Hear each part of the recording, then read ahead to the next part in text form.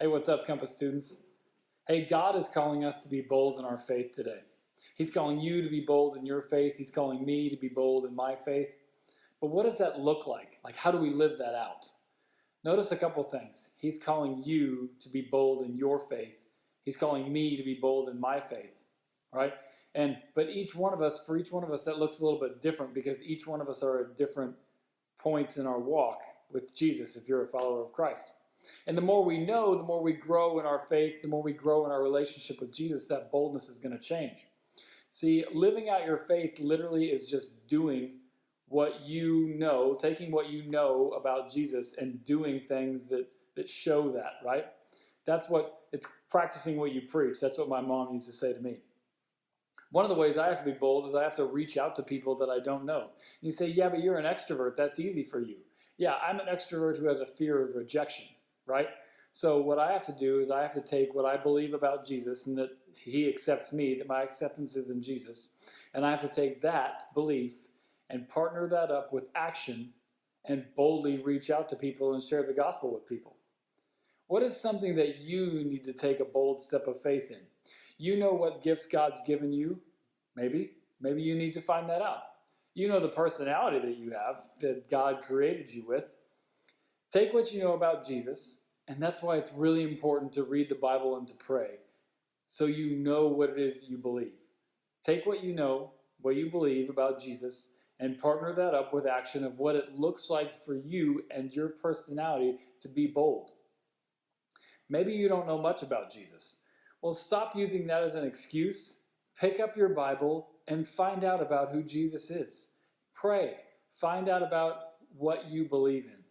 You know, I love music and I want to be able to play my instruments really well. But if I never sit down at the piano, if I never pick up a guitar, they're just going to sit there and collect dust and take up space in my house. I can say I want to be a musician, but if I don't boldly learn how to do it, then I'm not anything.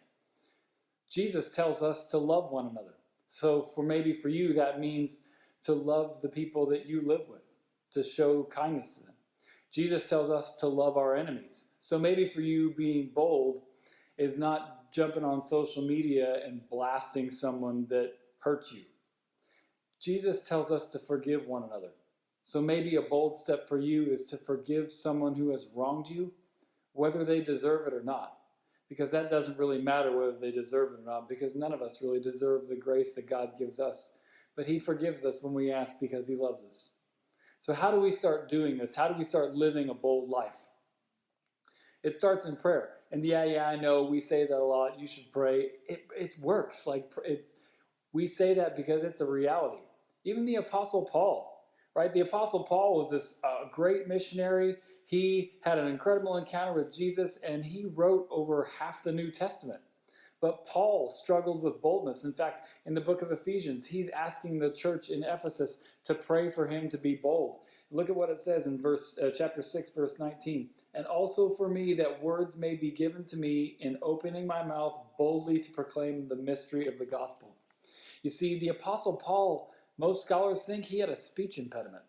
Here's a guy who's a preacher who has a speech impediment. Talk about somebody that needed boldness, right? But he started with prayer.